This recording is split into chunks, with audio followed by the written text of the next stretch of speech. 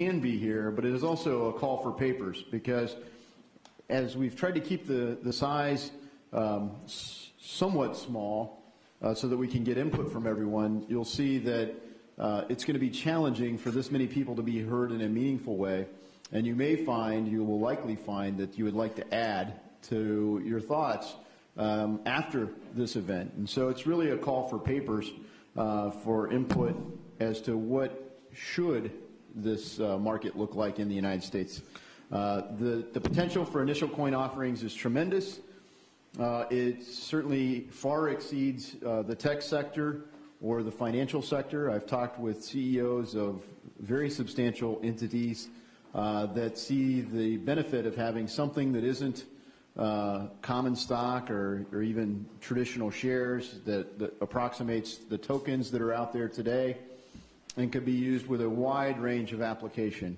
It has the potential to transform the way companies of all sizes raise capital, but it has an opportunity to deal with things in a way that protect privacy, that provide security, and if we get it right, may actually increase transparency. Right now, it is a little bit like the Wild West. You can see the call in recent weeks in the UK to kind of put it into the Wild West. And it's interesting to see the UK talk about the Wild West. I'm not sure what it means there. But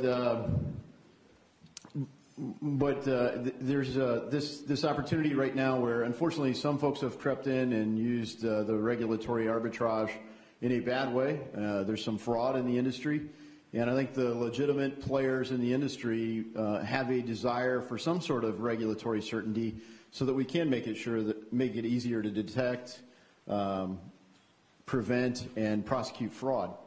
So I think we all have a common interest in that. But I really look forward to your ideas. So I don't want to talk too much longer. I want to give my colleague Ted Budd a chance to speak. But I want to highlight a little bit about the format. So as Jerry's going through this, you'll understand. We have 3 sections. So if you look on your table, you have an agenda where you've got token taxonomy. I believe the folks that this is most relevant to, it's relevant to everyone in the room, and many people who couldn't be here are generally seated on this end of the room.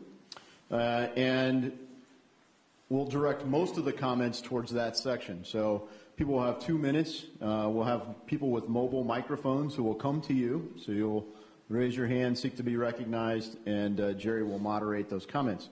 However, everyone in the room is able to participate on any given topic, and we'll see how the dialogue goes.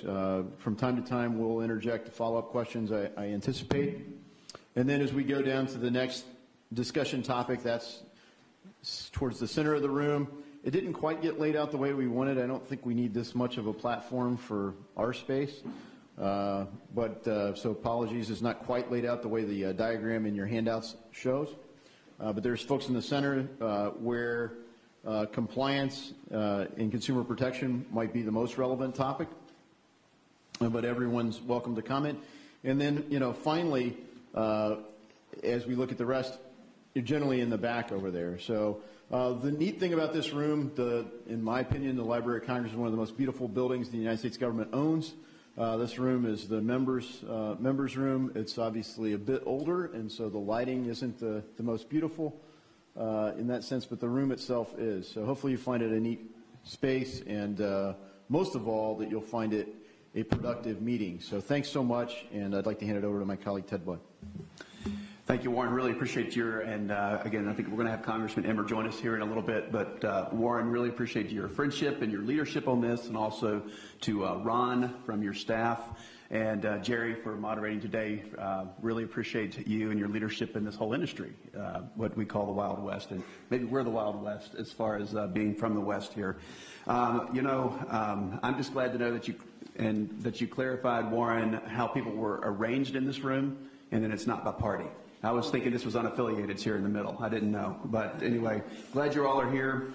I want to just mention a couple of things that we have a letter going out this week to the SEC on token clarity.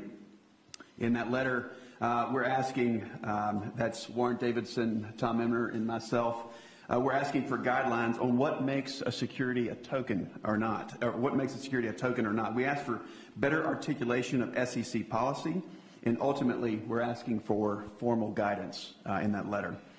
I've also got HR 5036, the Financial Technology Protection Act. It's on the suspension calendar for coming up this Wednesday. This is a non-regulatory bill that gives the private sector additional tools and resources to deal with the illicit use of digital currency. So this is a timely event for each and every one of us here, so I'm grateful for each of you for joining us, and I know this is going to be a great discussion, so thank you so much. Thank you very much. This is on. Thank you very much. For those who don't know me, my name is Jerry Brito, and I'm the Executive Director of Coin Center. Coin Center is an independent nonprofit based here in D.C., and we're focused on the public policy issues that affect cryptocurrencies and open blockchain networks.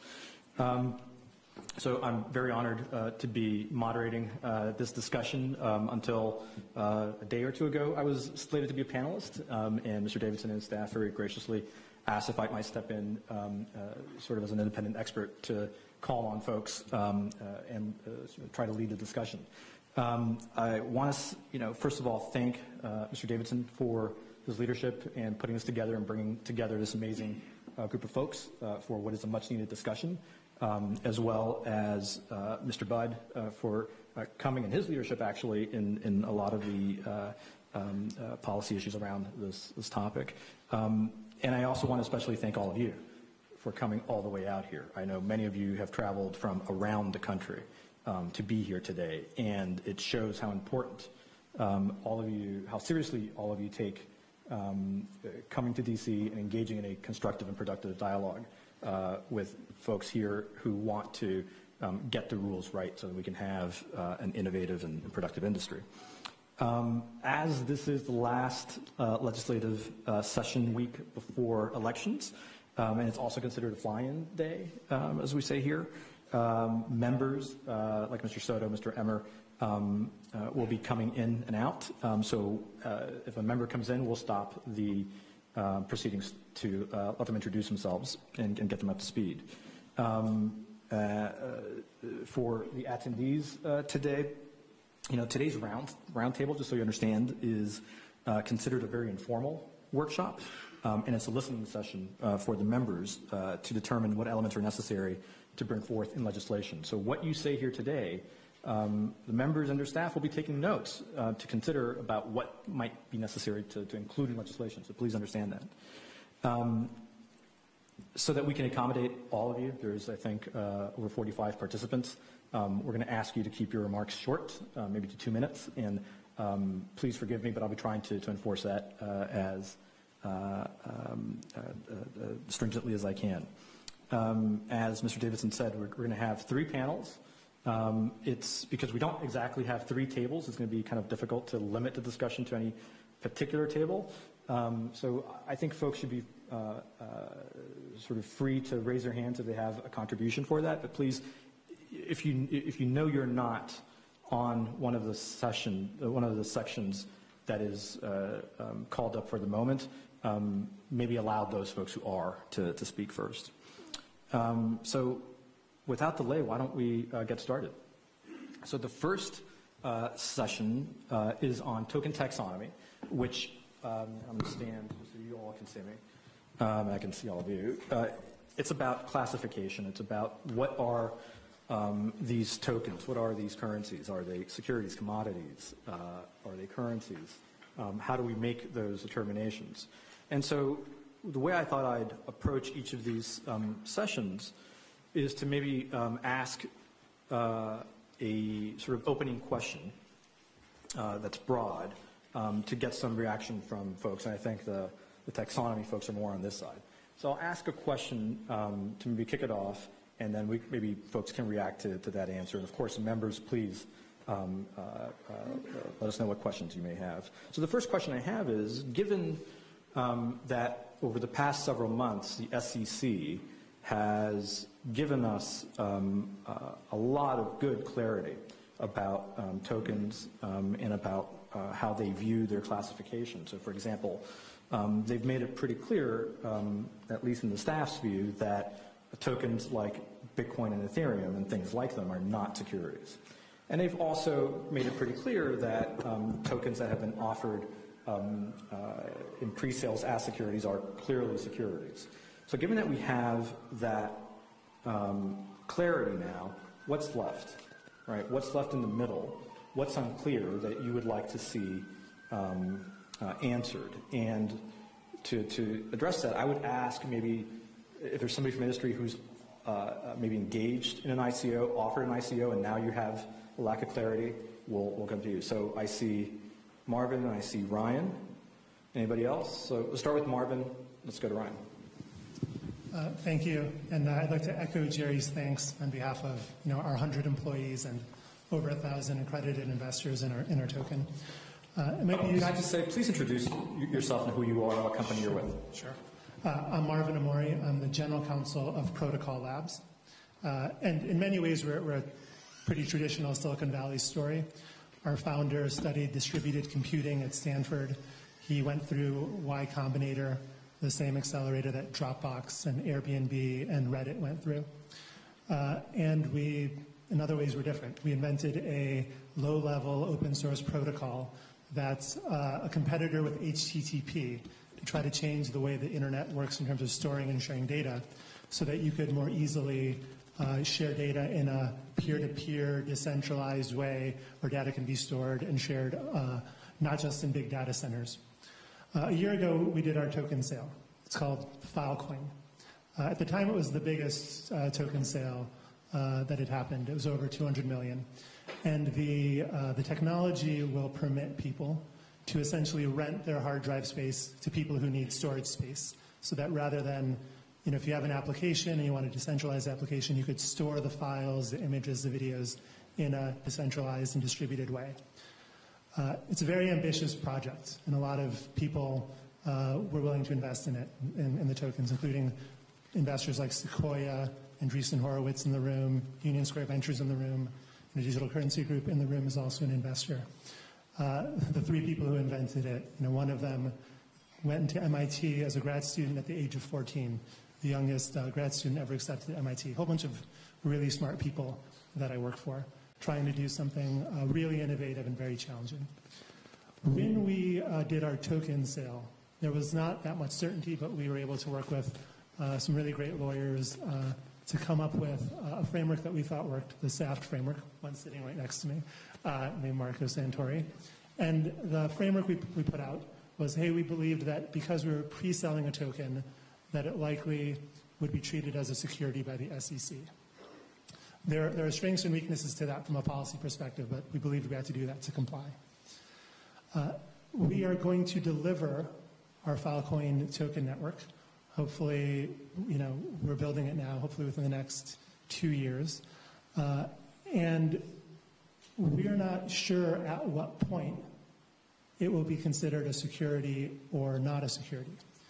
The guidance from the SEC, which is very welcome, essentially says, if you're decentralized enough, then you're not a security. We're not sure what that line is. We're not sure when we've crossed it. As a general counsel, I talk to lots of outside lawyers, and I feel like there's a cascade of uncertainty. When the SEC is a little uncertain, every law firm has their own special interpretation that you can pay them to give you, and they all try to distinguish themselves from each other, so it's like a prism from violet to red of different legal advice. So that's one big area of uncertainty. And I'll just tell you the most depressing moment I've had, Jerry, if I can, as general counsel, which is talking to different law firms about, as a sort of contingency, about reincorporating abroad if we have to. As an American company with American leadership, we definitely want to build our company here, build our tech here, but our investors have told us, you need a backup plan. And I know increasingly companies that do launch token sales now tend to exclude the US. So I just want to give you those two vignettes of a day in my life.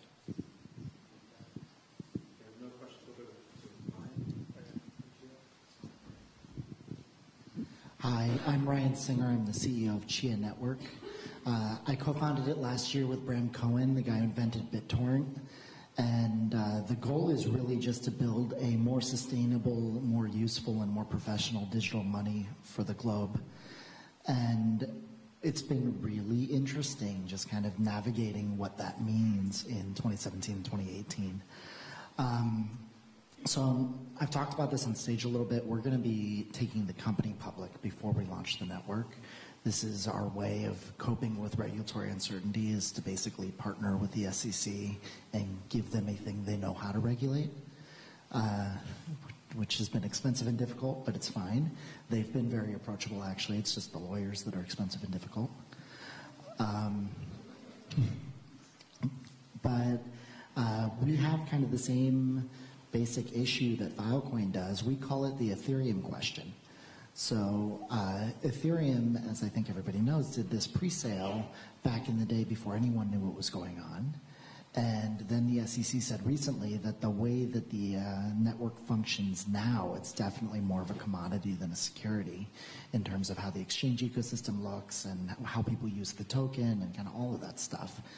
And it's our plan to only sell equity until after our Aetherium moment. And then after that, once the network's sufficiently functional and decentralized and everyone's happy, then we're willing to participate in the token economy too. The problem is right now is we have no clarity to give ourselves or even our investors or the SEC about when that moment's going to be. We just know for a fact that it's not going to be the day after network launch. It's at least going to be a little bit farther than that. And so when we're talking in DC and when we're playing this game that you play here, that's really what we're looking for, is we're trying to understand, can we have a basic definition of what's decentralized enough, what's functional enough, what's the point where we can be another player in the ecosystem and not necessarily an issuer of an investment opportunity. Thank you. I would just interject here because we've had a couple things on file, and one that to try to shape if you've got input, because a lot of the companies in this dilemma, we'll call it the Filecoin dilemma, are early stage companies. And let's just say that if Apple, who we can all, I think, agree is sitting on a fair bit of cash, when they decided to launch iCloud, if they just said, you know, we're just going to sell tokens for a terabyte of data on iCloud, most people believed Apple had the technical expertise and the capital to create iCloud. They probably had it working quite well before they even told anyone it existed. But if they had chosen to do it with a token, to raise the capital, put iCloud out there, and they said, you know, if for some reason this thing gets glitchy and it doesn't quite work right, we're not going to reimburse you for the token. I mean, the token's got some risk that the product doesn't actually work. Does it look different? Are you really buying shares of Apple? Are you buying, it's not clearly not common stock. And so I think that's a, you know, it hopefully touches on at least where my current understanding is there really such a thing as this token that has, whether you call it a utility token or some means of exchange that is not quite what the current securities market defines? And does that inherently look different just because of the amount of capital on the balance sheet of the entity offering the token?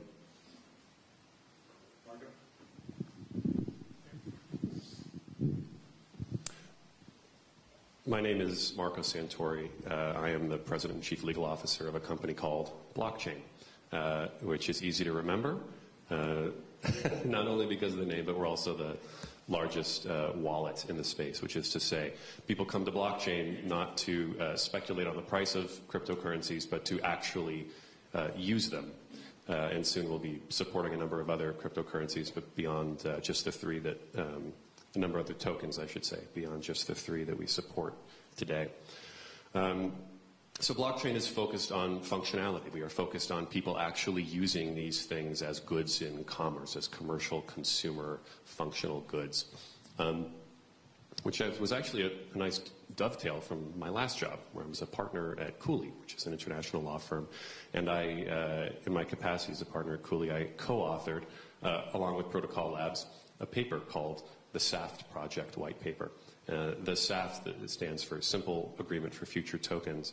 It was a self-regulatory effort, a response to the rash of ICOs, which we defined as pre-functional token sales, happening both in the US and abroad. And what we identified in those sales were particular risks. We identified risks that were usually attendant to investors and not consumers.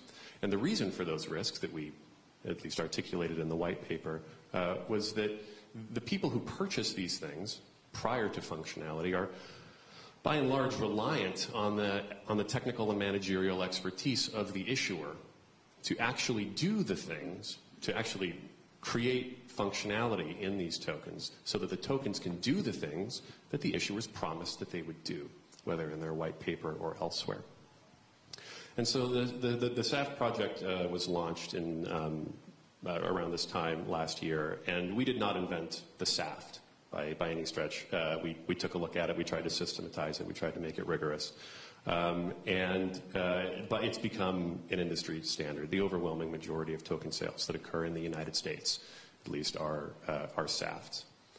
For those of us that were involved in the early project, I think we all recognize that is not an ideal situation.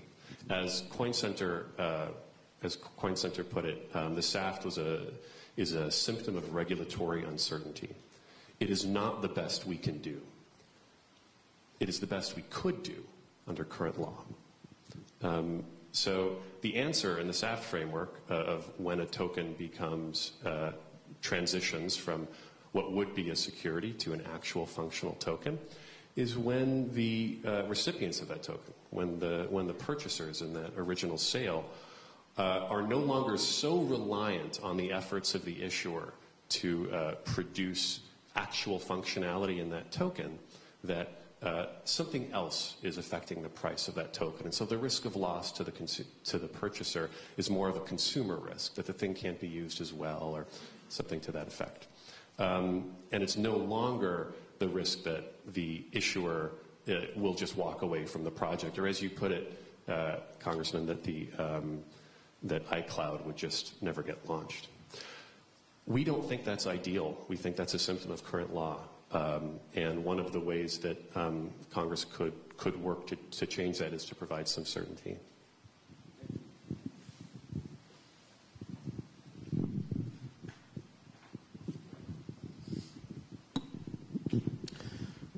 Thank you, Congressman Davidson, for the opportunity to pull this together today. My name is Michael Hiles. I am the CEO of a company based in Cincinnati, Ohio called 10XTS.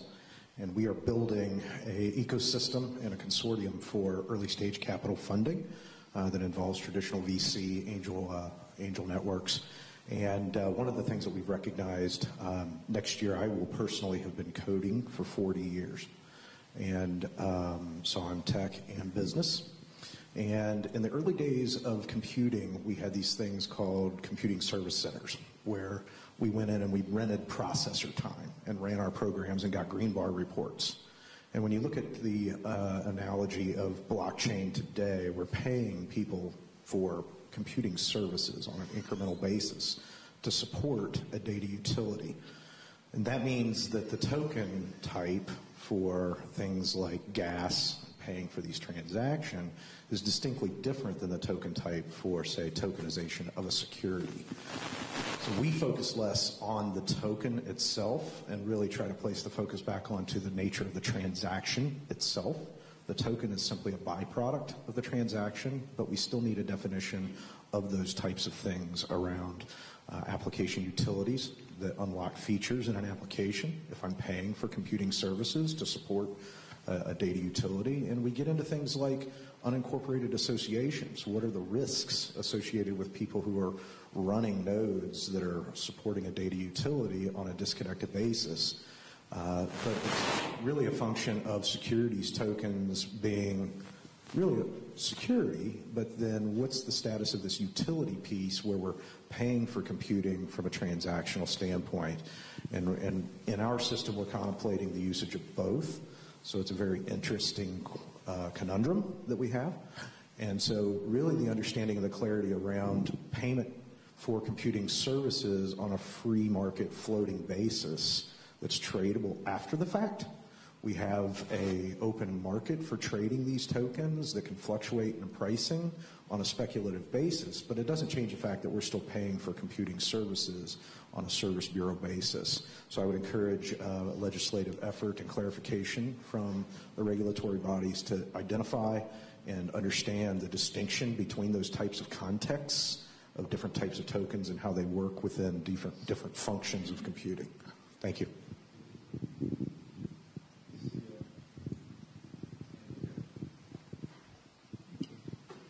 Thank you, Congressman Davidson, for holding the session today. I'm David Taub, a partner in the law firm of McDermott, Will & Emery, and that fact notwithstanding, I will keep my comments to well under 2 minutes. I head our firm's financial institutions group and have practiced in around the financial products markets for over 30 years in derivatives and structured products. There are several issues that and ambiguities in the law that plague the market for cryptocurrency today. But I see the key one as being the definitions around full functionality as opposed to decentralization. In our experience with clients that we've worked with in this space, none expect on the day they launch to be decentralized. Perhaps some can argue that they will, but most can't. And what they will be, however, is functional. And for their platforms to be useful, the tokens on their platforms need to be freely transferable. And for them to be freely transferable, they need not to be securities.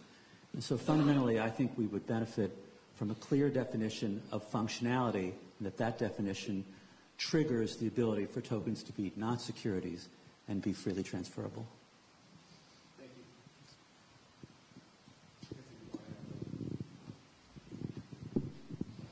Hello, I'm Ryan Zagon from Ripple. We're a company using blockchain and crypto assets to improve cross-border payments, taking payments from, say, 2 to 4 days down to a few seconds at a much lower cost.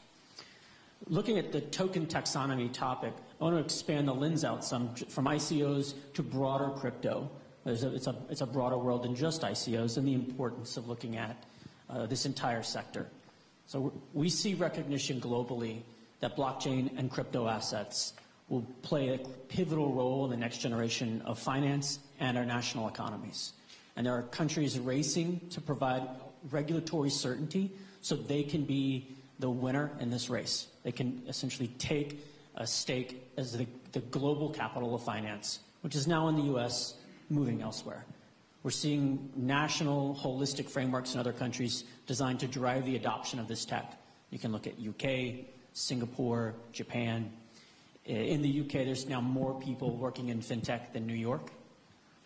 Also Japan, Singapore, and Australia combined. So the race is real. They're winning because they have one framework that covers this entire technology. It gives certainty to the market across a variety of these technologies. Certainty is that prerequisite for adoption, and it's enabling much faster growth. Well, from the U.S.'s perspective, that's a strategy we invented in the early 90s with the advent of the internet. The White House came forth with one framework for electronic commerce that gave certainty to the market for internet development, and that spurred the U.S. to be a leader in internet technology. We see opportunity to take the same opportunity or the same move today. One framework for this entire technology.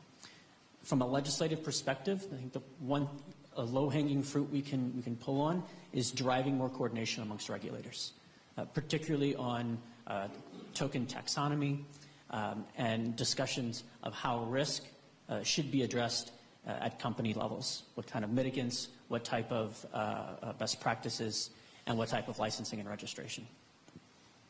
Thank you for your time today, and we appreciate the leadership both of you have had.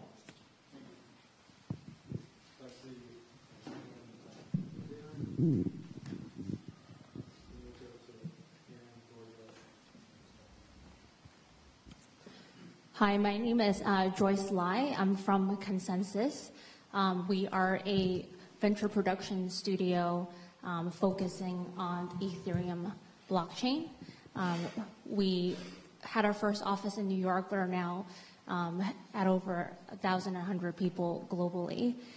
So one perspective that the first one I wanted to make was to echo the previous panelist's point, which is that the competition around the world is real, but I think that there is still definitely time and opportunity for the U.S. to be a real leader here.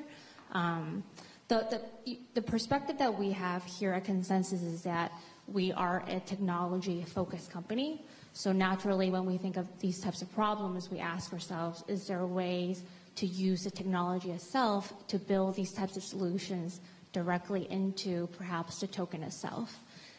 So in the context of taxonomy, some of the ways that we can think about this problem is actually, how is the token actually built, and what are the rights or conditions and obligations that are built into the token itself. So for example, we can look into things like a requirement for a particular purchaser of the token to actually use the token on the network before they can do something else with it, maybe transfer, right? So these are some of the more creative things that technologists here at Consensus are thinking about to try to provide more clarity on this kind of hairy topic in a way that's, easy and clear. And also kind of back to your earlier question, earlier point about, Director Hinman's speech. As a lawyer at Consensus, it is difficult because those speeches isn't necessarily the law. And so we definitely could appreciate and use a lot more certainty at the legislative level just to help lawyers, do their job and to be able to provide our clients advice that they really do need. If we have a lot more clarity in that sense, I think we'll see a lot more projects who will be able to make that leap and be able to commit the type of time and energy that they need to have their projects here in the U.S. Yeah, thank you. And definitely, I think everyone gets how competitive globally, and a lot of anecdotes I could share with you from people talking about their options around the world. And because it is digital, it's pretty agile in terms of where the investment goes. But I think you touched on one other thing that I want to make sure that everyone thinks a little bit about is what do you capture with the token? Because it's blockchain and because it's able to be layered, kind of inherent with the initial coin offering, you could have what you need to know up front can be embedded into the actual token. And then the layers of privacy give it so that only these people have access to this, or only in these conditions is this layer revealed. And I think it makes it an incredibly robust piece. That's kind of what I get at with the transparency and security piece of it. But this is exactly what we have to define here is what is this that we need to know? You get into know your customer provisions that we'll talk about later, custody, all these things will be sensitive, but it at least technologically can be embedded in the token itself as long as it's on blockchain.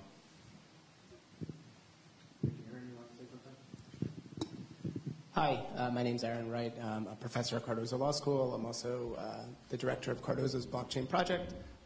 I've done quite a bit of work in this space, including publishing a book with a co-author called Blockchain in the Law, The Rule of Code, which Harvard University Press just published.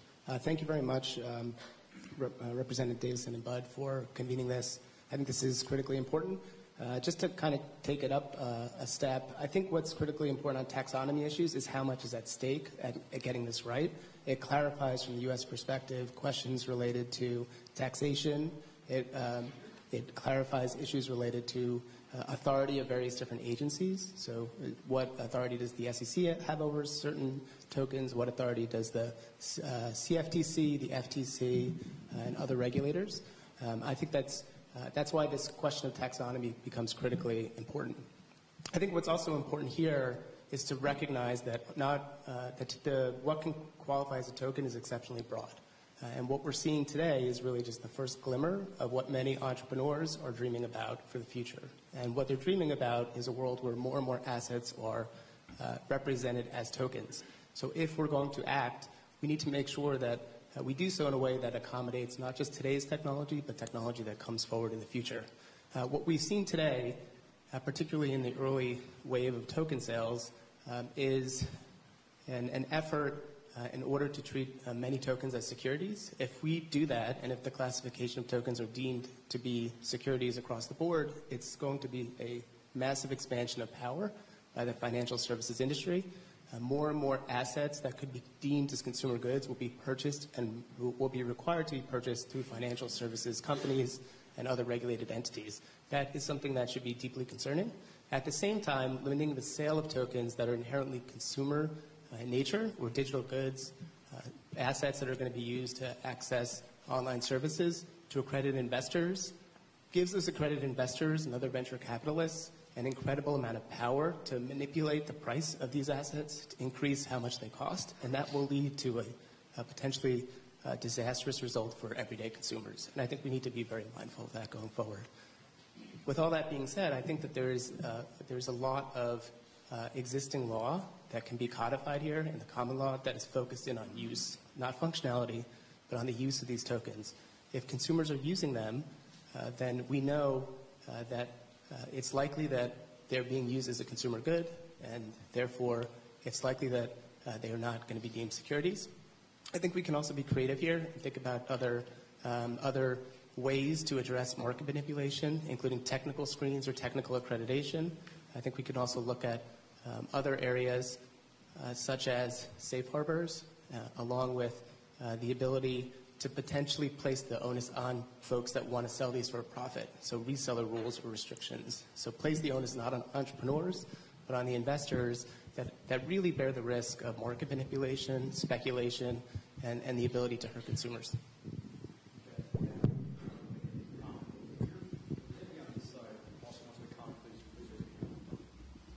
Hi, I'm Hillary Kivitz. I'm General Counsel of Andreessen Horowitz's Crypto Fund. I'm standing just because the lectern's here. Hi. We launched a crypto fund earlier this year because I think from our perspective, tokens are one of the most exciting technological innovations right now. And the way we see tokens that I think differentiates them from corporate securities, let's say, is that tokens are an asset that facilitate a shared incentive network that should align the interests of all of the participants that use that technology, that build it, and that invest in it. And that concept, I think, for us is really a keystone around which we could try to begin to build some criteria around functionality to distinguish tokens from securities, because I think we definitely agree that there's a phase in the early stages when you're seeding a network, when you need to build it and you don't have a token ready to launch. That rightly should be governed by securities regulations. That is a fundraising phase.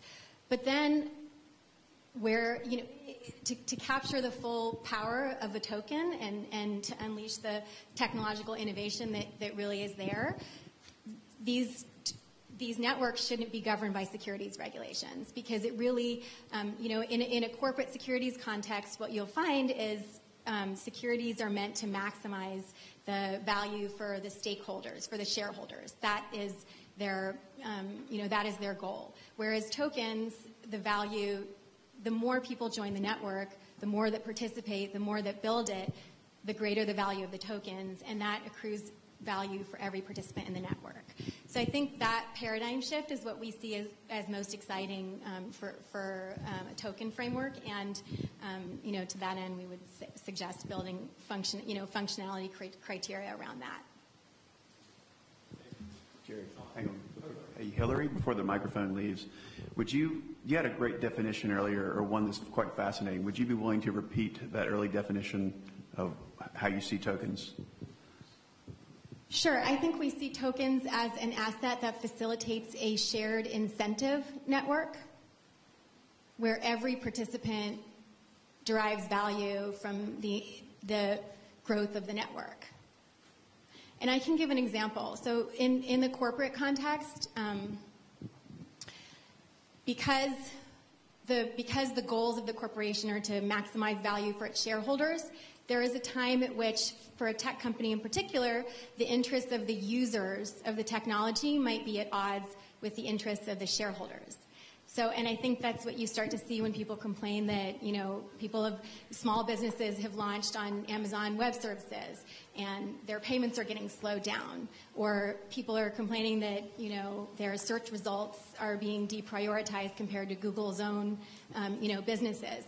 That's an example of where, the interest of maximizing the value for the shareholders of the company might be at odds with the value of the technology to the users.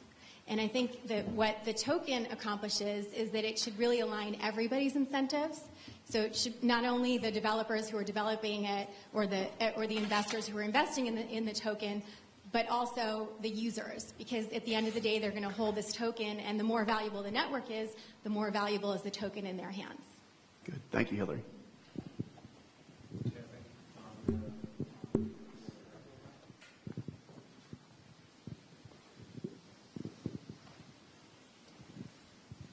Mr. Davidson and Mr. Budd, thank you for convening this. My name is Jonathan Johnson. I'm the president of Medici Ventures. We're a venture capital firm and incubator that invests in companies advancing blockchain technology. To most of us in this room, I think a discussion about regulation, and certainly overregulation, is anathema. However, for many of us that are investing in companies or are part of companies that are trying to raise capital, certainty is important. We own a wallet company that has an exchange for cryptocurrency and what I would call non-currency or non-security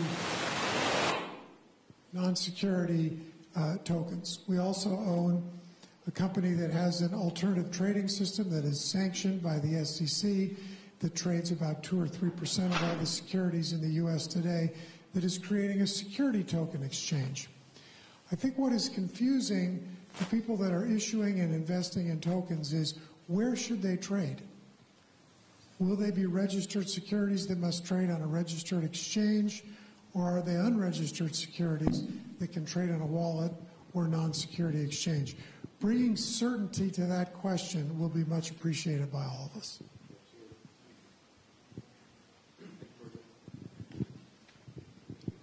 Hi, thank you again, Congressman.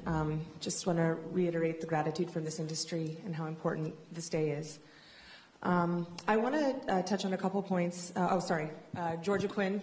I'm the General Counsel of CoinList. We're a platform to help issuers launch compliant token offerings.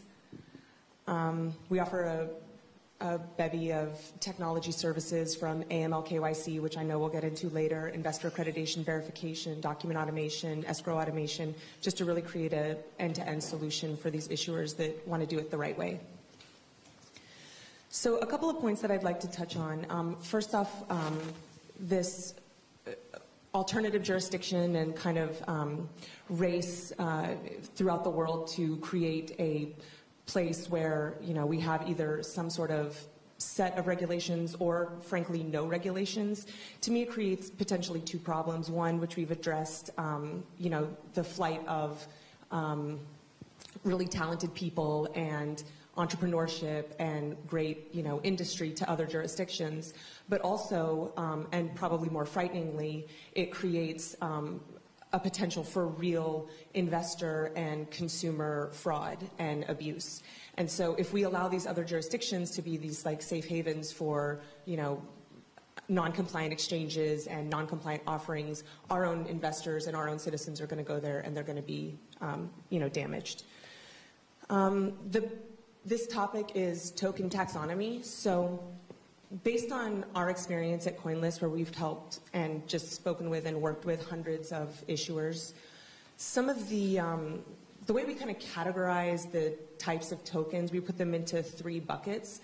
And, you know, I don't think these buckets are the be-all, end-all, but I also think it's important for us to get something practical out of today and really maybe come away with some types and definitions and things that we can use going forward when we think about what a safe harbor might look like, or when we think about what the specific criteria might be to actually qualify as a non-security. And so I think it's good also to kind of think about the different types of tokens, and that there might not be a one-size-fits-all criteria for each type of token. We may have to, you know, create specific rules or requirements for, you know, depending on the way that token is issued or the purpose of that token. So at CoinList, we see tokens in 3, you know, buckets. The first being that true decentralized token, like with Bitcoin and ETH, that actually is, you know, more of a fungible sort of asset that can be used in a commercial sense as consideration for a good or service, something very similar to a currency. Then we see a token that's much more like a good or service, something that is used to exchange value to receive a service or a good or a right to do something within a network.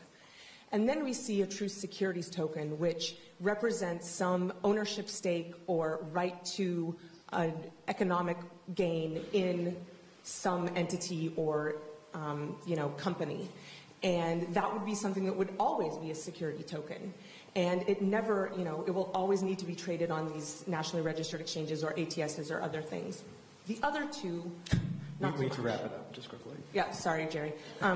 Anyway, I just thought, important to note that those are the kind of buckets we see, and obviously a one-size-fits-all criteria is not going to work for all of them. Thank you. So I see that Congressman Emmer has joined us. So if I don't want to embarrass him, but if he wants to come up and maybe say a couple words, we'd appreciate it. I'm sorry to make you do it. No, it's quite all right. Thank you. No, I appreciate it. I appreciate everybody being here. And my good friend, my colleague Warren Davidson, who has set up this listening session, and Representative Budd as well. Unfortunately, because of our wonderful schedules around here, I couldn't be here when it began, and I'm not going to be able to be here when it ends. This is incredibly important to all of us, where you're coming from, and frankly, your description over the last couple of minutes is exactly why it's so important. Warren has heard me go off on this enough. We need to know, we need some certainty. Somebody over here was talking about certainty in the marketplace. What is a commodity? What is a currency? What is a security? Who's going to be responsible for the regulation? Whose jurisdiction? And the people that are in Congress need to get moving on this now. There's no time for delay. The only thing that I'm disappointed in today, but again, I wasn't able to be here. Otherwise, I probably would have had more discussion with Warren about it. We have too many members of Congress that don't understand the area that you people are working in, so they seem to run blockchain technology with cryptocurrency, and they're two completely different things. I mean, one's an application, right, that facilitates the other. I know when this was originally designed, Representative Davidson was actually going to have a certain portion of this discussion about blockchain technology. So hopefully that's where we'll be headed in the very near future, is talking about that technology and all of its applications, including cryptocurrencies, and how they might have that light touch regulation that I think everybody wants to see in the marketplace so that they can continue to grow this thing. And thank you again, Warren, for doing this. And I apologize, because I'll probably have to get up now shortly and have to leave. We covered the challenge of the schedules earlier, but thanks for stopping in, Tom. Thank you. So we've got about 5 more minutes in this session. So I think I see Mr. Brian in the back. Thank you. My name is Brian. I am at the Mercatus Center at George Mason University, and I'll echo thanks for putting this all together. And just to follow up on Ms. Quinn's very thoughtful comments, I mean, one thing that I think Congress should look at when we're trying to put things into buckets is, what is the purpose of the regulation? If the purpose of the regulation is to protect the consumer, then we need to look at what the bundle of rights and how the issue is being, how the item is being sold to the consumer, because the type of information you need to knowingly purchase a security is different from the type of information you need to purchase something that functions kind of like a commodity, which is different than something you need to purchase a good and service. And there are overlaps among those, but they're not the same. And so we should be thinking about it that way. A previous commenter pointed out, and I think this is very true, that I worry sometimes we get too wrapped around the token, the fact that there is a token, where that's a means to an end. And the technology may be able to address risks that the current means we use to whatever end generate in a way where maybe we can, modify regulation. But the point is not the token. The point is the underlying transaction that's trying to occur. Thank you. I think we have time for one more. Yes, that gentleman. Hi, I'm Paul Mead. I started a cryptocurrency trading firm in Korea about 2 years ago. Hello? There you go. Okay. So as I was over there, I was a bit lonely as I don't speak Korean, so I started creating music. Quickly after, I had a couple million streams and I signed to a label. So I was exposed to issues in the music supply chain. Simultaneously, I was quantitative trading crypto in Korea. So I would look at the products I was trading and see if there's any real users or if it was just speculative investors. And I was kind of frustrated that there wasn't a real platform or a network behind it of active users for the more utility-focused coins. So over the past year and a half, I set out and developed a functional music streaming platform. And now I'm at the time where I want to go ahead and launch an ICO event. But I'm being told if I want to launch it, I have to hold it as a security, which would limit it to accredited investors. So you see a room like this, probably a majority accredited investors. People don't want to listen to music from people wearing suits. They want to listen to music from unaccredited people, individuals that are creating artistic value. So I don't want to go ahead and launch where it's a self-fulfilling prophecy, where if I go ahead and launch and it's all accredited investors, I'm going to create a speculative platform. If I want to get real users, get that network effect going, I need to go ahead and be able to sell to unaccredited individuals. So I was meeting with the SEC last Thursday, and what I was kind of proposing was basically creating limitations for unaccredited investors to participate in ICO events. So my scenario, you used to pay $100, $120 a year on Spotify. You would put a limit similar to that for my platform. So now you're kind of removing the economic incentive for speculators, where someone with a speculative mindset is going to come to speculate for potential gain on $100 worth of token. They want to buy 10,000 plus. But now you are able to protect consumers where they'll buy 120 worth. And now it's kind of forcing them in a situation where they'll actually use it on my platform, which is how my company makes revenue. Yeah, thanks for that. I think you're the first person to touch on directly, the way that you raise the capital and who you can list it with in terms of, over the years, Congress has created securities laws for, Reg A, Reg A+, Reg D, Reg CF, and some of you all have navigated some of that and some haven't. The question is that framework adequate? And, I'd say if I felt that it was adequate, I wouldn't have hosted the hearing. So the question is, so what should change, and does it all need to change within the SEC? But, I'm glad to hear that on the receiving end, there are people that are working with the SEC and finding good customer service that are helping you try to navigate it. And that's as promised from Bill Hinman and Director Clayton and a number of others there. So that's good to hear. So that's all the time we have for the first session. I think it's a good place to end it because in the next session on compliance, we'll have an opportunity to talk about accreditation, about AML, KYC, and all these questions. So with that, let's take a 10-minute break. I think there are refreshments in the back over here, so let's come back at around 11:30. Thank you.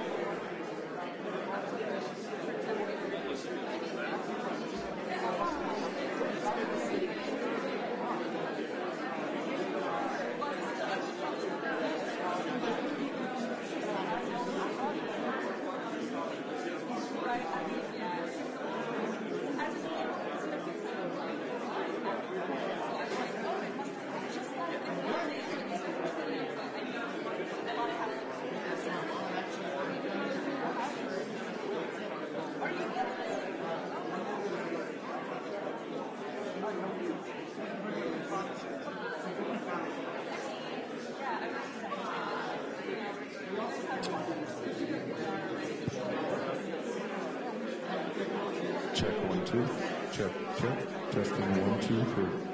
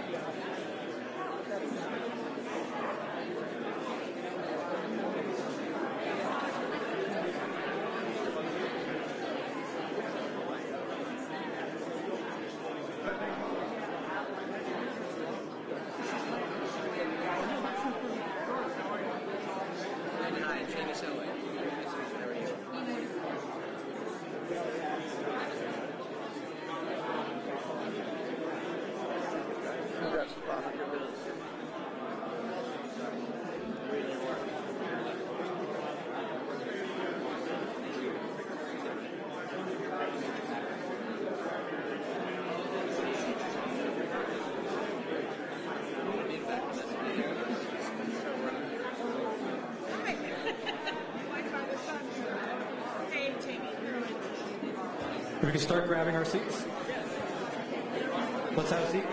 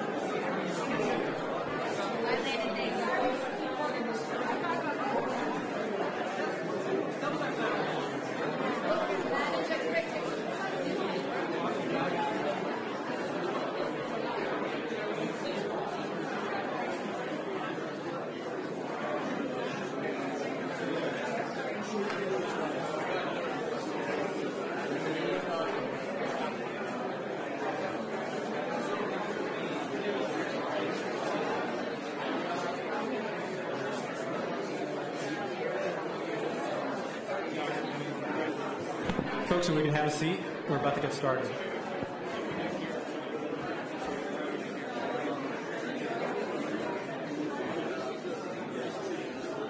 It's already announced.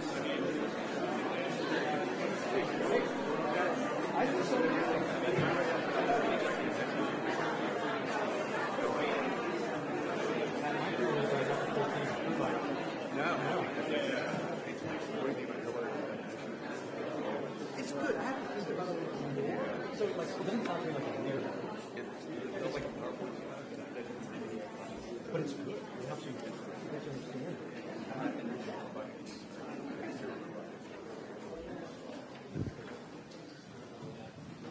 Okay.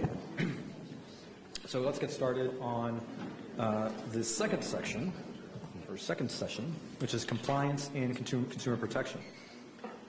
And again, this is all very informal, very broad. I'm going to ask a pretty just broad question, and I'm actually going to ask Josh Stein. And by the way, I know that the sort of taxonomy folks are over there, the future folks are over there, the compliance and consumer protections folks, I don't know where they are. So you're all kind of like around here. So please just don't be shy. Raise your hand. Please give priority to folks who know that they're in this session. But if you're not, if you're on the first panel or third panel, please raise your hand anyway. So I was going to ask, start us off by asking Josh Stein, who his company focuses on compliance, to maybe kick us off by asking him, what does compliance mean when we don't have clarity about taxonomy? So when we think about taxonomy, or sorry, when we think about compliance, we're thinking about accreditation, we're thinking about disclosures, AML, KYC. We're thinking about what kind of exchange you can trade on.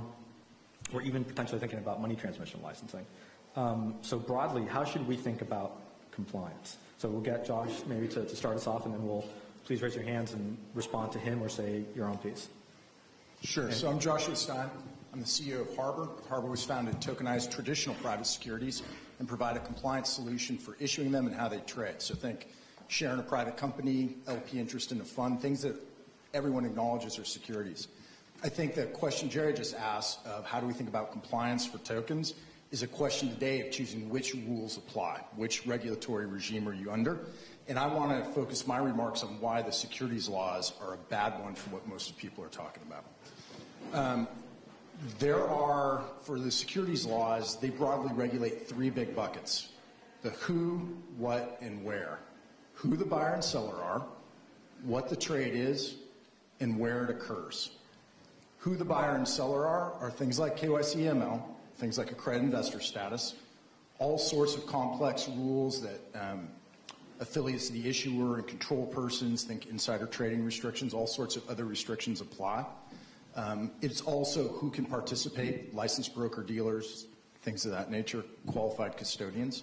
So there's a very tight degree and complex degree of regulation about who can be a buyer, who can be a seller, and who can be involved in it. What the trade is our complex rules around minimum, maximum investor numbers, concentration limits. If you think of private real estate investment trust, for example, minimum of 100 shareholders, maximum of 2,000, you have to go public. There are all sorts of complex rules like that. And then finally, there's where the trade can occur. So for securities, it's in a properly licensed ATS, alternative trading system, a properly licensed security exchange. Those rules work fine for securities, and in fact, the fact that they are so complex and cumbersome is precisely why I have a company, because we make it easy to comply. But those rules don't work for what we've been talking about here as an industry, which is these utility tokens or protocol tokens. And the reason why is if you think about what they're about a decentralized or distributed software application. It just doesn't work with rules that are that cumbersome. If every time I want to use a decentralized Microsoft Word, or I want to store files, like with Filecoin, imagine if every time you use Dropbox, you had to go contact a broker-dealer, go through a KYC process, perhaps be accredited, buy your Dropbox subscription on a licensed exchange, and then go through a whole bunch of reporting requirements. It just doesn't work. And so I'm going to leave it to my colleagues here in the industry to talk about what rules should apply. But the securities laws are a great fit for traditional securities. They're not a good fit for what we're trying to do.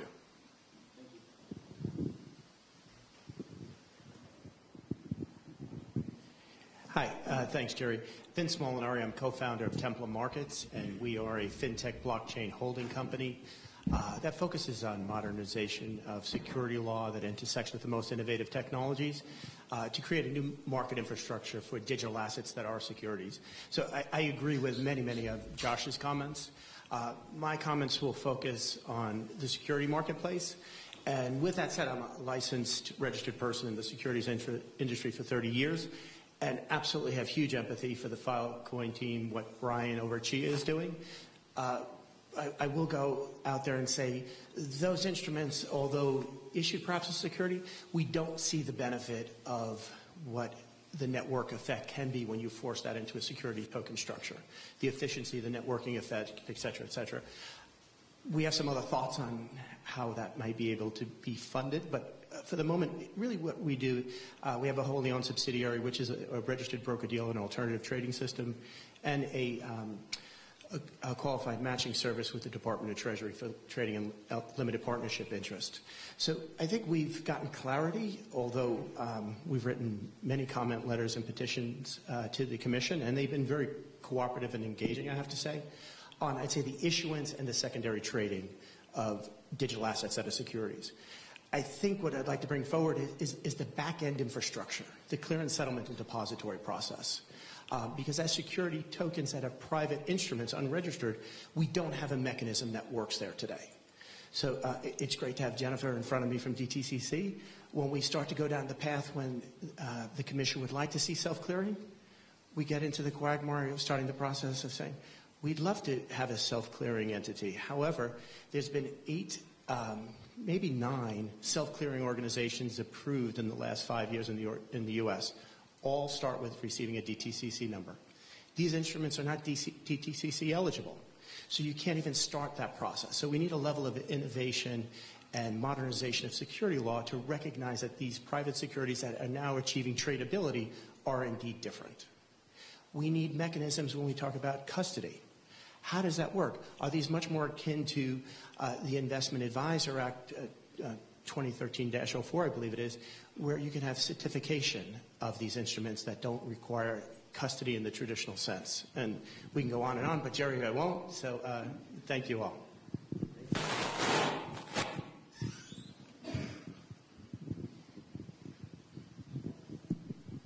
Hi, everyone.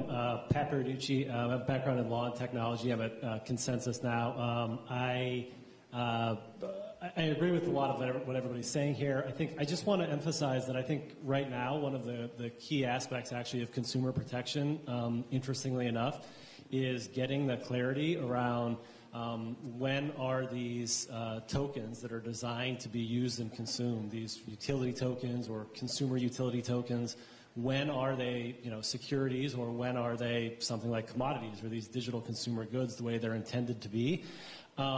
And I think, briefly, the reason why that's the case is, building on what I think Hillary was describing earlier, I think the thing that's most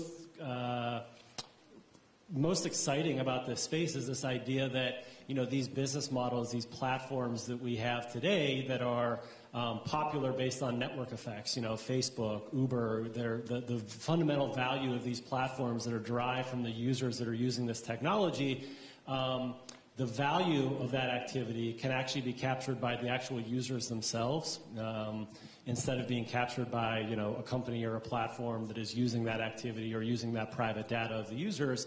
The users themselves on these token-powered versions of these networks can participate in the value creation on the networks. And I think that's really exciting for a lot of reasons.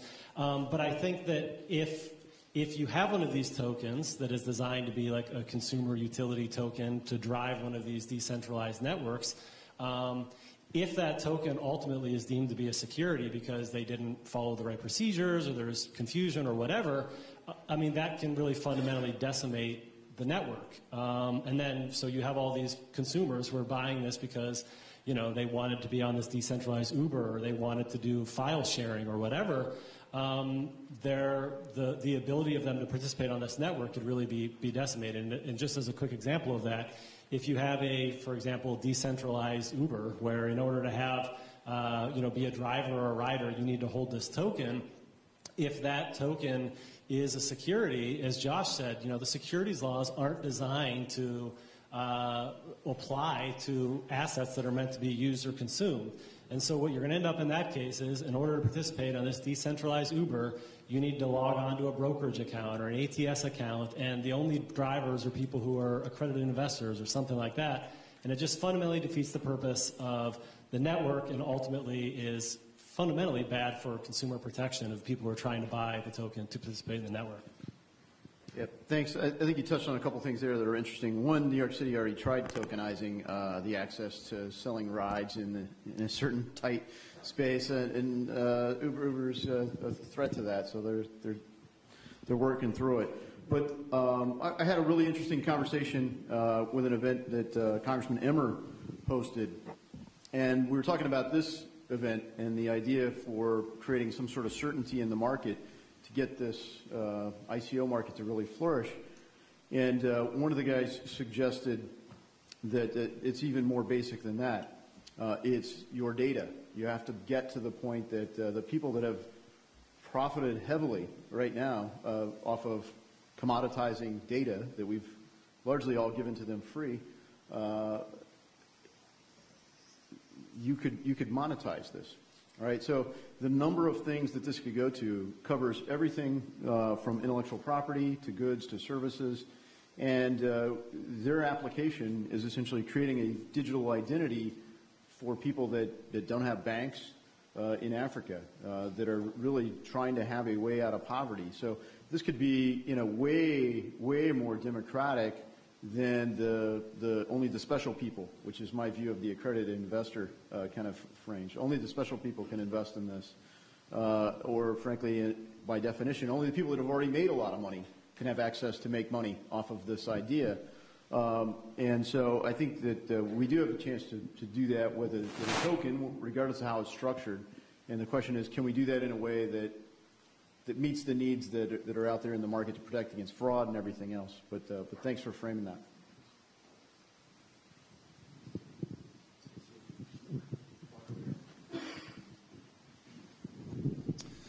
Thank you. Mark Murphy from Digital Currency Group. We're one of the oldest and largest investment companies in the space. We've invested in a number of the companies here today: Coinbase, Blockchain, Protocol Labs, and several others. We've been focused today mostly on the policy considerations, which is obviously of paramount importance here.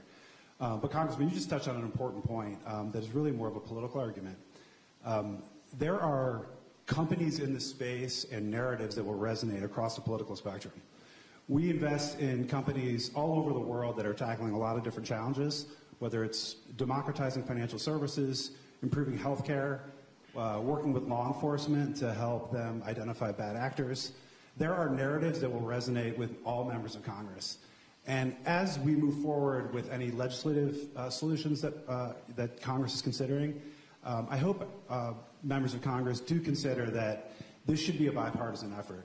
There are early libertarian roots that everybody understands in this space, but as I said, there are narratives that will resonate across the country that do affect all Americans and, frankly, people around the world. And as we think about the last 100 years of American dominance as a technology center, having light touch regulations and legislation to ensure that we continue to maintain that leadership position for the next 100 years is going to be really important, and it's going to require members from across the political spectrum.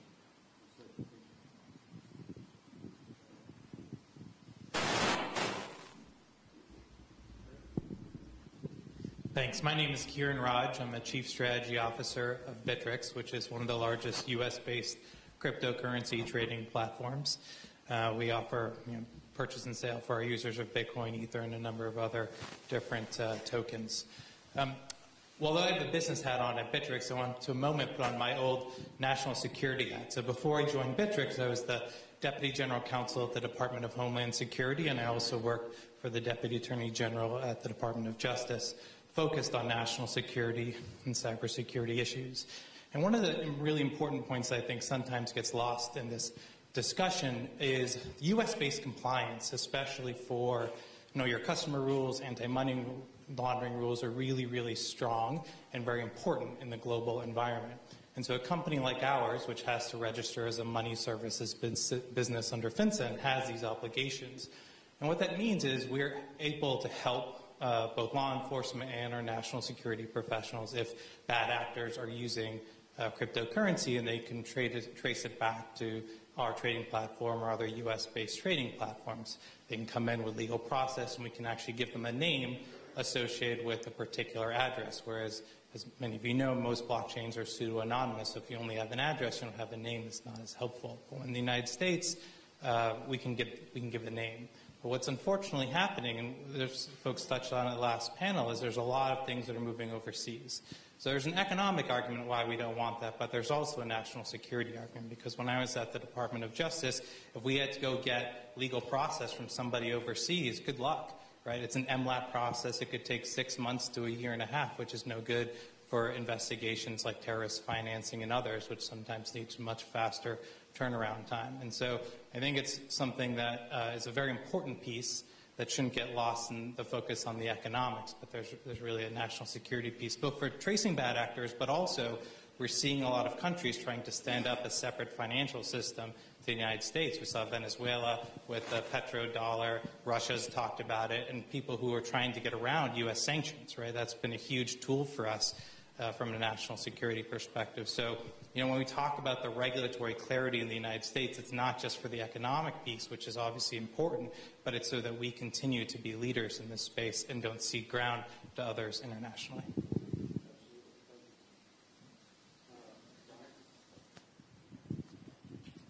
Thank you very much, Congressman. I'm going to touch on a few things that you said, and Pat and Mark. I'm Ryan Selkis. I'm the founder and CEO of Messari. We're a blockchain data company that's promoting transparency and building a disclosures database for crypto projects, which you could think of almost like an Edgar for this industry. The question, of course, becomes, how do you build Edgar without a regulatory mandate? And for a globally traded asset class, that doesn't fit into a nice, neat little bucket. And we tend to take a little bit more of a pragmatic approach and think about the spirit of existing securities law and consumer protection law when we think about what could go into this data library, at least early on, because quite frankly, and with all due respect, I think most of us in this room are terrified of running a process of defining what an S1 would look like when there are this many different opinions in the same room. That can start very simply, right? It can be who is affiliated with the project, how are tokens being distributed, and ultimately, who's making money, when, and how, and at whose expense. And I think if we look at the root cause and some of the root issues with respect to fraud, with respect to consumer protections, the most striking issue right now comes down to the fact that these assets are not being used for their intended design, at least today, and that's fine, right? It's still a very speculative market. It's driven by investors versus users. That will change, but in the interim, as we consider how to actually best protect consumers, investors, the retail public, I think we have to start a little bit more basic and ask simpler questions, particularly of the projects themselves, and then the choke points and liquidity providers in the system that are actually in a position to drive some of these disclosures going forward without running a large-scale process and defining what a 26-section document would look like, which might not necessarily be a good fit for this asset class.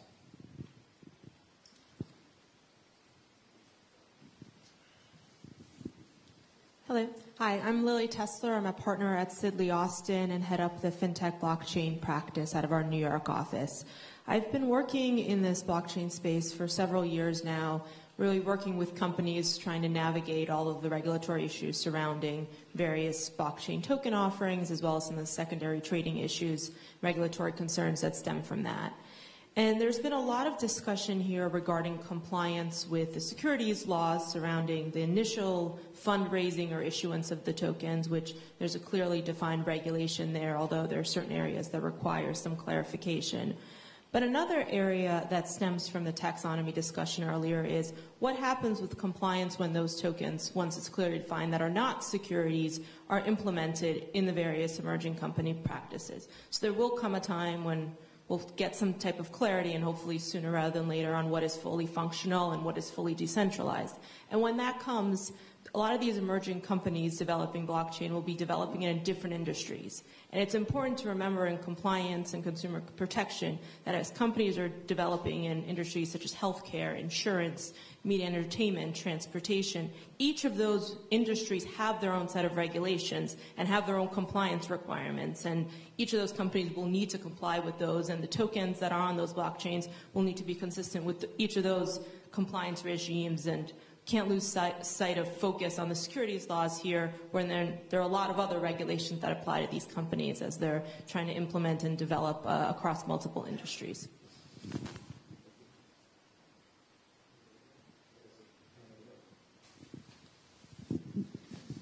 My name is Will Munsell. I work in legal and strategy at Sweetbridge. We are a global alliance of projects trying to provide economic tools for individuals and companies to do things like asset-backed lending and loyalty and rewards programs.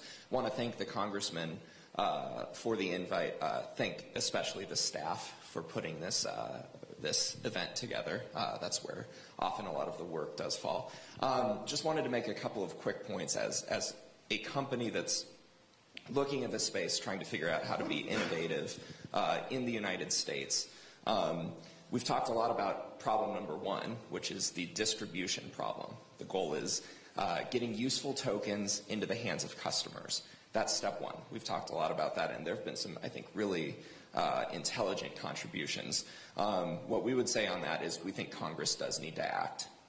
The SEC has provided some good starting points for discussion, but 2 weeks ago they did walk back and at least let us know that that's not necessarily binding. And as we know, that the Director Hinman's speech is not necessarily binding on the agency.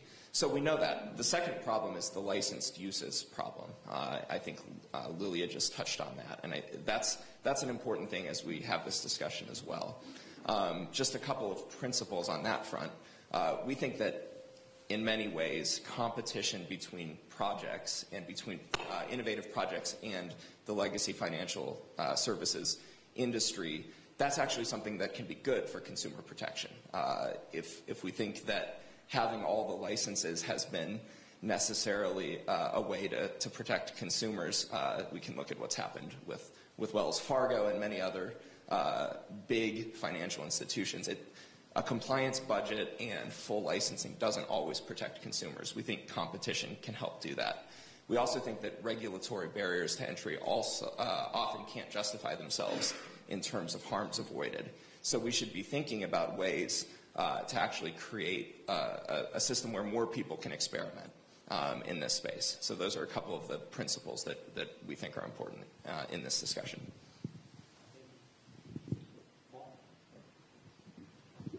Well, thank you. Paul Atkins, I'm CEO of Potomac Global Partners, co-chairman of the Token Alliance of the Chamber of Digital Commerce, and I was a SEC commissioner a decade ago for about 6 years.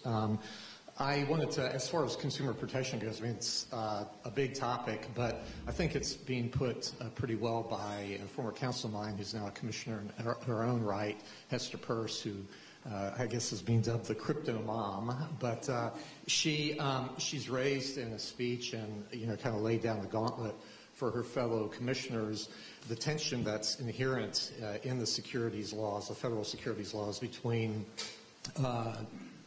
disclosure regime, which is basically what most of the federal securities laws are about, versus merit regulation, which is the mantra of many state laws, and also has infused some of the federal laws as well. And so these laws, all of which came about back in the 30s in a paper-based environment, of course have been informed by court cases, by market practice, and then of course by the SEC rules built on all of that.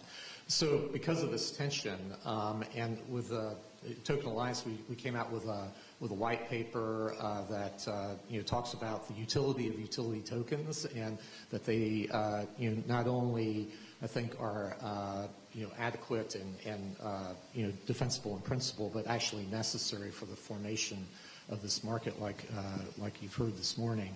But we have to remember that it's not just the federal government that is involved in this. There are lots of other jurisdictions.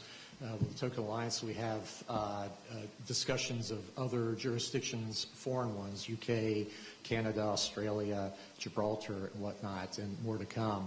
But we have to remember that we have 50 states here, and those states have many different people who have interest in the securities markets, and they're either attorneys general, they're parts of other agencies within those state governments, but each one has its own power, and some are more powerful than others. For example, New York with the Martin Act, the AG up there wields a pretty heavy club. And so we have to keep that in mind. And so as you all approach developing a safe harbor, and we can talk more about that in the next panel about ICOs and whatnot, I think it's really important to remember that you're not just doing this in the background. You need to give the SEC tools with respect to how they can be the preeminent regulator in this. I'm not trying to raise the P word or anything like that for preemption, but you have to come informed with that, respectfully speaking. Thanks.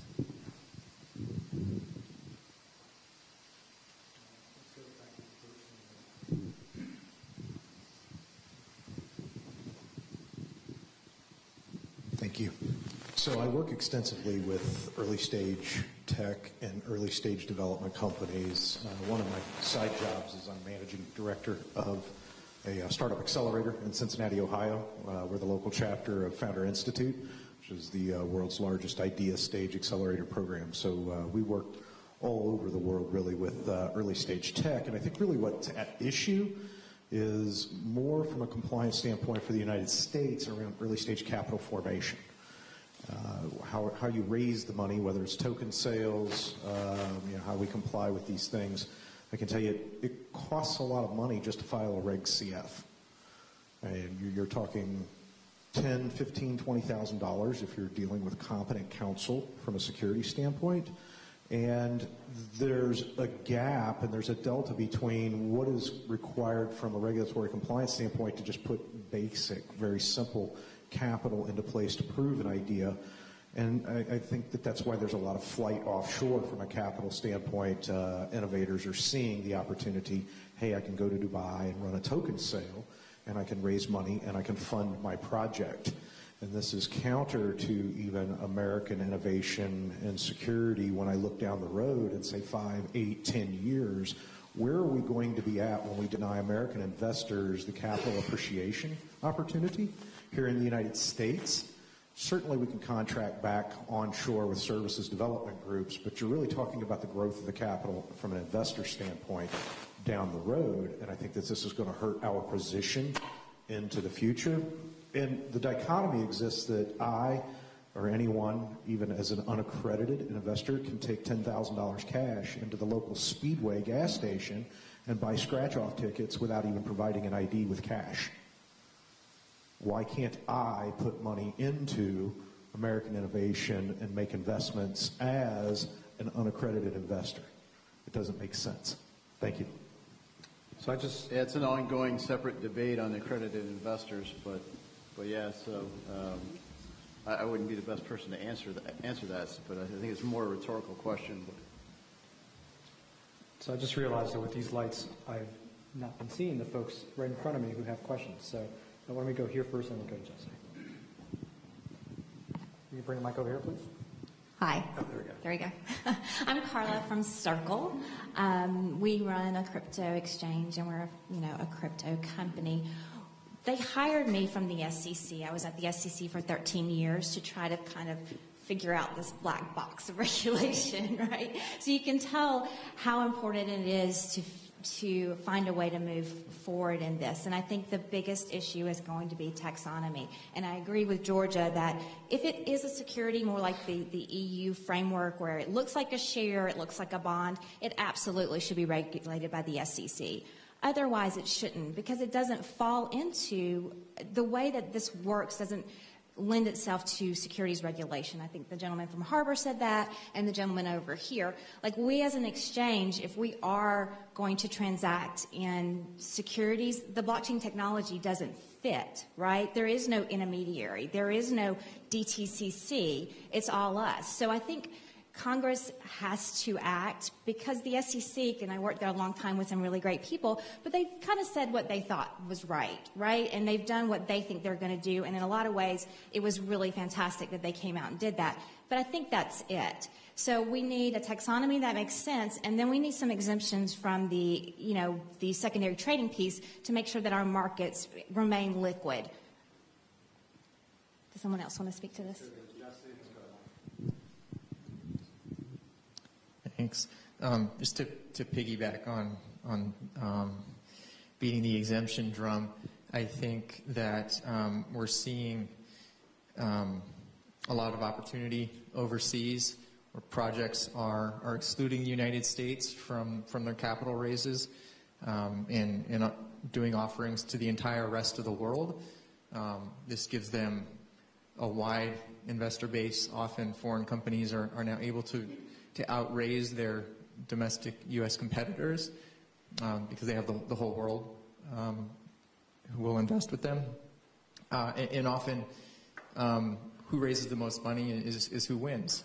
And so not only are U.S. companies not able to raise enough to be competitive globally, U.S. investors are not able to invest in those global winners. So I think that we need some sort of an exemption, and it can't be you've got to be a millionaire to invest in startups. I mean, one of the great things about blockchain is that it can remove the middleman. You have stocks, explicit tokenized securities that effectively are bearer bonds, and by removing the middleman and having blockchain technology track the ownership, the cost is very low. And so you can have a portfolio of 10 assets for $10, and the risk is extremely low. And as the gentleman mentioned here, you can walk into a 7-Eleven and buy lottery tickets. Why can't I buy $10 worth of stock in 10 different companies? And as a consumer, the risk is very low. Even if they're all scams, so what? I probably have better odds than the lottery.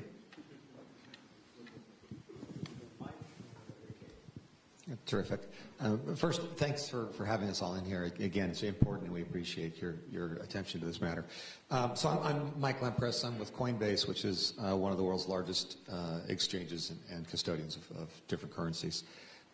Very quickly on the issue of compliance and consumer protection, I just want to say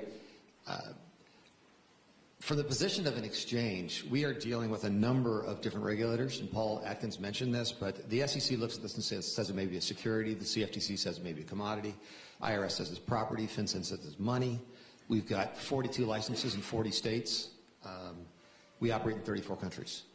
Okay, so the regulatory overhang is large. But I think the biggest chilling effect to doing regulatory chilling effect to doing business in the U.S. is this lack of certainty. It is not possible for us to look at an asset and determine whether it is a security or not prospectively. I shouldn't say it's not possible. I'll say it's very, very difficult to do that. And as a result, the chilling effect is enormous because the penalties to getting that wrong are huge. And what that means is if there's 2,500 tokens out there, we at Coinbase are only able to support today 5 of those tokens. Okay, there are far more than 5 of them that are very good, solid tokens that represent value that consumers want, that investors want, and there's a cost to us not being able to provide them. I'd also mentioned that there's a law of unintended consequences that's pretty enormous, and that is that to the extent that there's a chilling effect in the U.S., consumers are still accessing these tokens. They're getting them, and they're getting them from unregulated, primarily overseas exchanges. And there is no consumer protection that attaches to those. And that's a major issue. 2 other quick points on compliance. One is that I think we all want consumers to have confidence in this space. We all want a fair and orderly market. We all want to combat money laundering. We want all the same things that the traditional regulators do. It doesn't have to be done in the same way it was done in the past. And I think we need to be open to that. And I finally would mention one of those is just the hyper speed of change in this industry. It's incredible. And it's hard to sit here today and predict what the world's going to look like in 6 months or a year. It makes it tough to regulate. And that's a challenge I think we recognize that exists for the regulators. We're sympathetic, but it's a reality. Before handing off, one point that has not been raised yet is the IRS. Tax treatment to this is substantial. And that's at a lot of levels, which approaches not just a policy issue about what these are, but also a compliance issue about how gains and losses are tracked and calculated, and how that can work with currency, with tokens that are supposed to be a currency, how that can possibly work without some kind of exemption from the IRS on this. Thanks. Mike, before you give up the microphone, what is the constraint that keeps you from supporting more than 5 and being the custodian for them? The primary constraint is that we cannot say with prospectively, if someone comes to us with an asset, yes, that is not, we're not currently authorized to trade securities. We're moving down that path. We've acquired an ATS. We're moving, many other companies are moving down that path as well. But until we're formally regulated and able to trade those securities, we can't. So when we apply the factors of the Howey test, it's unclear often whether something's a security or not, and when it would transfer from being a security to not being a security, and how to handle that. So that it's regulatory certainty. I'll tell you, it is not technological, just to be clear. The technology, we could easily add these assets. Let me turn to my colleague from Circle. I just want to add a little bit. I think it becomes an exercise in risk tolerance, right? And so that's where you kind of see the lines, the different lines. So you may see more assets on Poloniex, which is a Circle, because, we've looked at it and, we've made a determination that we don't think it looks like a security, but we don't know, and that's the problem. And we have no idea if the SEC is going to come after us tomorrow. Part of the problem as well is that what is and isn't a security could change day to day. The SEC often looks at things like how is the asset marketed, which could change tomorrow. You could do your test today and determine that it's not a security, and they could completely change the protocol, that change the way that they're advertising it, and tomorrow it could be a security. And so it's extremely hard to try to keep up with what's happening in the space with all of these assets, especially if you get to 2,500. Okay, let's go to Kate over here, then we'll go to David. Great. Thank you so much, Kate Prohaska from the U.S. Chamber of Commerce. We've been setting up a pretty robust work stream on this over the past year. I first want to, again, echo the thanks to Congressman Budd and Congressman Davidson and Congressman Emmer, who's left. My only wish is that we'd have about 400 other congressmen here and women to hear this conversation. I mean, what keeps coming up in my mind is this isn't the Wild West. This is a lot of people trying to figure out how to comply. And I think that is the challenge, that we don't hear in the media. You always hear the worst things, and you aren't hearing, the people who are really trying to make this happen, whether it's hiring lawyers and whatnot. So we released a series of principles in July. We're going to be having Congressman Peirce come and speak in November. Obviously, the new crypto mom is a champion for all of us. We don't want this to go abroad as well. But I think there's pretty much three things that we need to do. One, regulatory coordination. I don't know if we've talked about that too much. We've talked about certainty, but we really need the regulators to coordinate as well. The fact that we have the CFTC, the BCFP or CFPB or whatever we're calling it these days, the SEC, whether that's through FSOC, possibly through their coordinating body, whether it is a presidential commission, similar to how the internet discussion was waged. We need to have something like that just to make sure that they're all discussing in a formal manner and not just kind of on a one-off basis.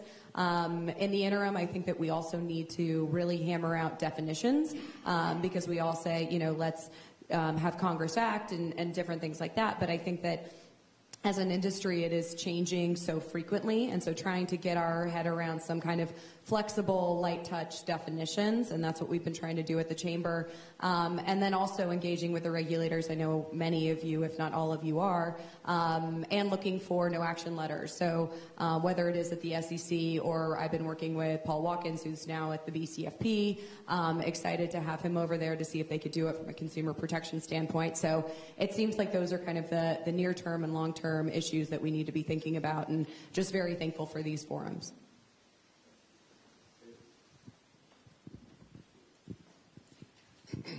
I'm David Foreman. I'm the General Counsel for Fidelity Investments Retail Broker-Dealer, and in my second, more fun job, I'm also the lead lawyer for our crypto and blockchain efforts. I've heard a lot of really good points here. I agree with many of them and disagree with some. Rather than speak to the merits of any particular position, I think there's one universal truism here in terms of regulation and compliance, which is that regulation should not be done by enforcement. That it's simply unfair to punish people acting in good faith, which all of us are here today because we are hungry for some kind of regulatory guidance about the right way to do this. In that space, if the rules are unclear, unwritten, or unknown, it really isn't appropriate to punish people retrospectively for making a wrong guess when they were trying to do it the right way. And I think that's, whatever your position on what the regulation ought to be, or the taxonomy issues, or which regulator it ought to be, I think that is a critical component that we just have to pretty much all agree on. Great. We've got about 5 minutes left in this session. I see, let's go to somebody who has not yet talked in the back over there. And we'll go to Kyle over here. Hi, I'm Manny Alejandro. I'm an attorney in New York. I have my own law practice. Again, I want to echo the sentiments and thank everyone for participating and thanks for putting this together. I guess my concern is, in hearing all the comments, which I generally agree with, we're kind of all over the place. So I think what we need to really do is create a prioritization in terms of coming up with, what do we need to do first, right? Which clearly is probably definitions. But I think, without coming up with a structure, we're really not going to get anywhere in terms of, next steps and forward progress. What I'm talking about essentially is that, we have a foundation. So when you look at the jurisdictions that we were talking about earlier that these projects are moving to, they don't have the complex hierarchy of state government, multiple federal regulators, and so on and so forth. So it's easy for them to put in place some type of rulemaking regime schema that's relatively straightforward. We have to realize that. With that being said, we have to realize, time is of the essence, and we don't want to keep losing things, losing projects to foreign jurisdictions where we lose jurisdiction over these projects in terms of protecting U.S. investors. So I think it's important for us to kind of focus, what do we want to bite off first? What is the prioritization of our efforts, and what would we be most effective at in doing? Let's go to Kyle right here.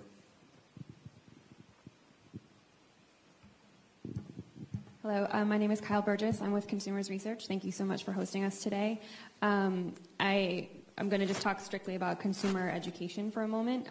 One of the questions sent out in advance was about how can we best protect consumers. Some of the federal agencies have put out guidance on cryptocurrencies and initial coin offerings, but a lot of the guidance is more cautionary, beware, don't use this. But as many of the speakers have said, consumers are going to invest in these currencies whether they should or should not.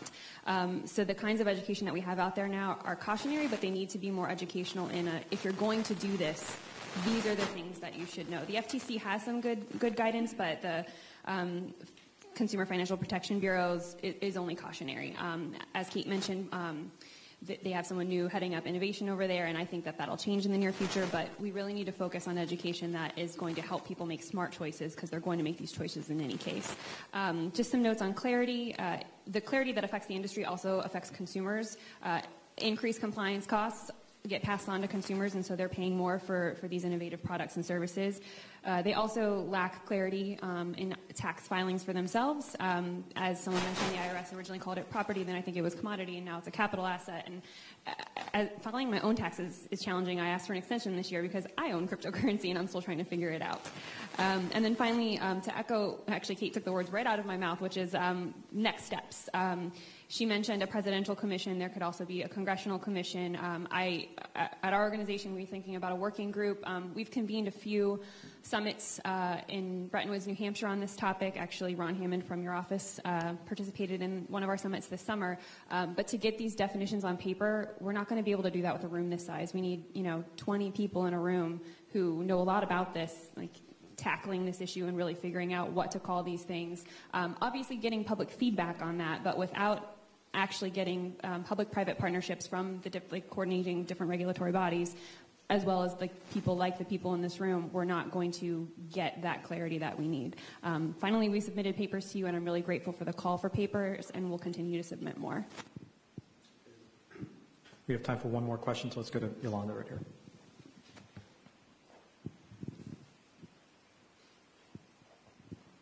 Thank you. Is this on? Okay. I'm Yolanda Getch. I'm from NASDAQ. I'm Deputy General Counsel.